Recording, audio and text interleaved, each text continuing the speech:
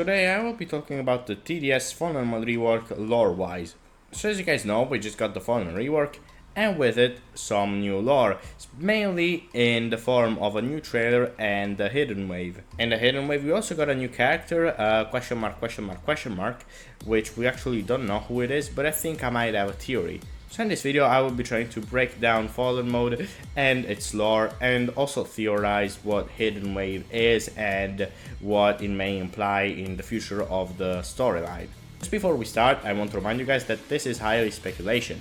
TDS is a tower defense game, not a story game, and most of the lore we get are from dialogues and trailers, so please do not ask me or anyone that has a different theory than yours.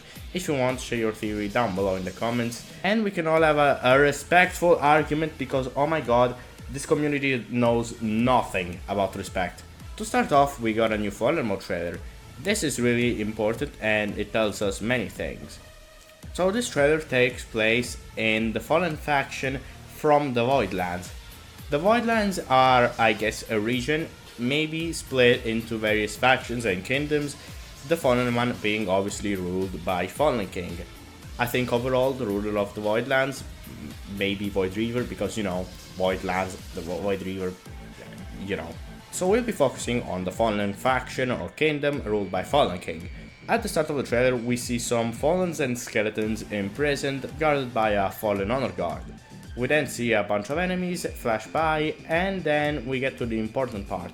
A Fallen Hazmat has retrieved a God Cube shard and is bringing it to Fallen King. It then says this: "Now are we ready to start the apocalypse again?" Focus on again. This means that Legacy Fallen Mode is canon and that the previous Fallen enemies are the same as now, so the Fallen King now is literally the same person, the same Fallen King as before, just with upgraded armor and everything. So what happened is, after we defeated the old Fallen Mode, Fallen King and his army retreated back to the Voidlands. Here obviously they got more powered up, as you can see they had new armor, more powerful enemies, and they're also using war prisoners. Now we know that Fallen King has a God Cube shard. This is the fourth God Cube shard.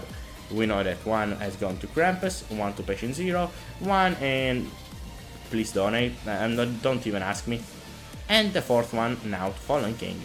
There are 8 God Cube shards that we know of because of the God Cube fragments UGC, so there are 4 more after this. Anyway, Fallen King then attacks again, and if you guys notice, in Fallen Mode, Fallen King is not powered at all by the crystal. This is regular Fallen King.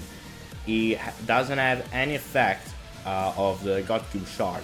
This is just a regular Fallen King, so he did not use the God Cube shard. Now let's focus on Hidden Wave, because Hidden Wave is what canonically happens after we defeat Fallen King. Why is Hidden Wave what the canon ending to Fallen Mode? Well, in the Wave 40 dialogue, Commander says to take Fallen King out quickly, which doesn't really make any sense. It kind of felt out of place. This was hinting towards Hidden Wave, and god, I should have known that. From the start that looked strange to me that Commander will just say something like that. But anyways, this confirms that Hidden Wave is what canonically happens after Fallen Mode. Here we meet Awakened Fallen King. He is Fallen King powered by the God Cube shard, and there is no doubt about that. If you just want more proof, take a look at one of his attacks, where he slams his sword in the ground and makes it rain a bunch of rocks. This is literally the same attack as Krampus powered by the God Cube in 2023, where he just makes it rain a bunch of icicles on our towers. So what basically everybody thinks is that, oh, Fallen King retreated to use the crystal on himself. And nope, he didn't use the crystal. Why would question mark have to say awaken? That is because it wasn't Fallen King using the crystal on himself. It was question mark who used the crystal and powered up Fallen King. But why didn't Fallen King use the God Cube shard from the start? Well, Fallen King definitely knows more than he lets on about this God Cube.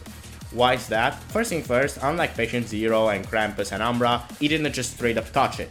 He sent a Fallen Hazmat in a hazmat suit to get the shard. He didn't just go himself and, oh yes, now I'm a powerful god. What he did instead was give the shard to whoever this question mark character is. And it was this guy who used the shard to power up Awakened Fallen King, which obviously means that Fallen King is an ally of the new mysterious character. Who is this guy though? Well, if you've seen my community posts and maybe are on Reddit and seen also my theories on the subreddit, you know that I think that question mark is Void Reaver. Why that may be, you may ask. As I said, the Fallen faction is part of the Voidlands. The Fallen faction is used by Fallen King, and the Voidlands are most likely under the control of Void Reaver. This means that Void Reaver is an higher up to Fallen King, and Fallen King has given the shard to Void Reaver. There is also more correlations between Awakened Fallen King and Void Reaver. Awakened Fallen King has the exact same arm as Void Reaver in Rage mode, and their aesthetic are overall the same even with regular Fallen King, which must mean that Fallen King and Void Reaver are the same species, or at least powered up by the same power, that being the one of the shard. And if you think about it, this is not the first time Void Reaver has revived Fallen King or anything else. In Hardcore mode, he revives Fallen Swordmaster, maybe. Fallen Swordmaster is a mess. Fallen King, Gravedigger, and Molten Boss. Now, we still have yet to know if Old Hardcore is canon, because Hardcore is getting reworked, and that will be a massive rework lore-wise. That will probably be one of the biggest updates in TDS history, if I had to guess. And if this theory is correct, then Awakened Fallen King may come back, as well as Void Reaver. And without a doubt, even if Void Reaver turns out to not be question mark, he still definitely has a connection to Fallen King. That will be it for this theory, and in the next video I may explore more the Fallen faction itself with its prisoners, and also with these mercenaries that apparently rebelled against Fallen King, and thus how we got the Fallen skins. So thank you guys so much for watching this short theory. I hope you guys enjoyed, and I'll see you in the next video. Also, please subscribe. I had to record this at 40 degrees without a fan, or else my microphone will sound absolutely shit. So yeah, thank you guys so much for watching. Subscribe, and see ya.